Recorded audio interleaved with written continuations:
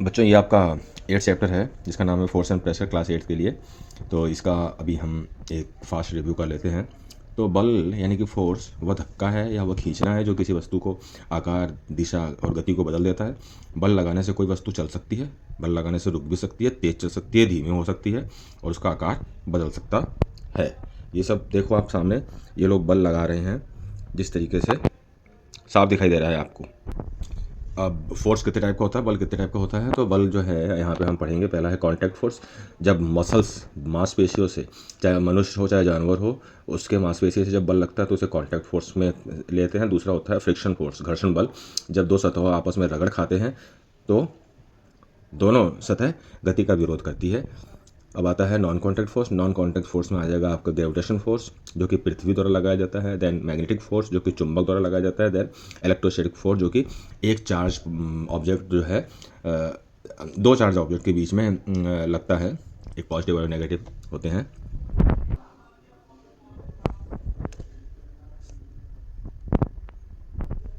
अब आता है हमारा प्रेशर। प्रेशर का मतलब होता है किसी पर्टिकुलर एरिया पे लगने वाले फोर्स को हम प्रेशर कहते हैं, यानी कि दाब जब किसी विशेष सतह पर, विशेष सतह के क्षेत्रफल पे लगाया जाता है। तो इसकी फॉर्मूला क्या हो गया, force upon area is known as pressure. Pressure का फॉर्मूला क्या है, फोर्स अपॉन एरिया।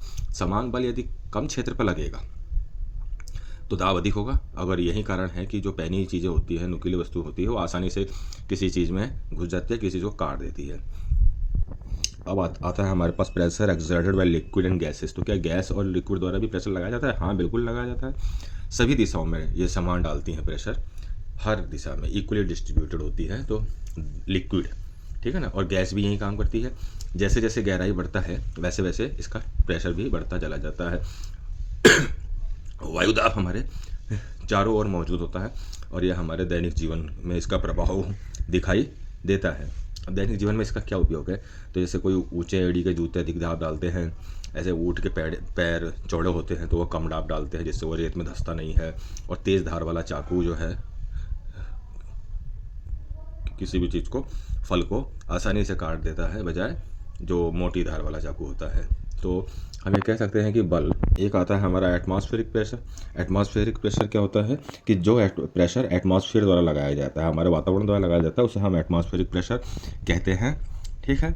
और जो फोर्स की यूनिट है वो न्यूटन है और एरिया की यूनिट मीटर स्क्वायर होती है। तो इसको हम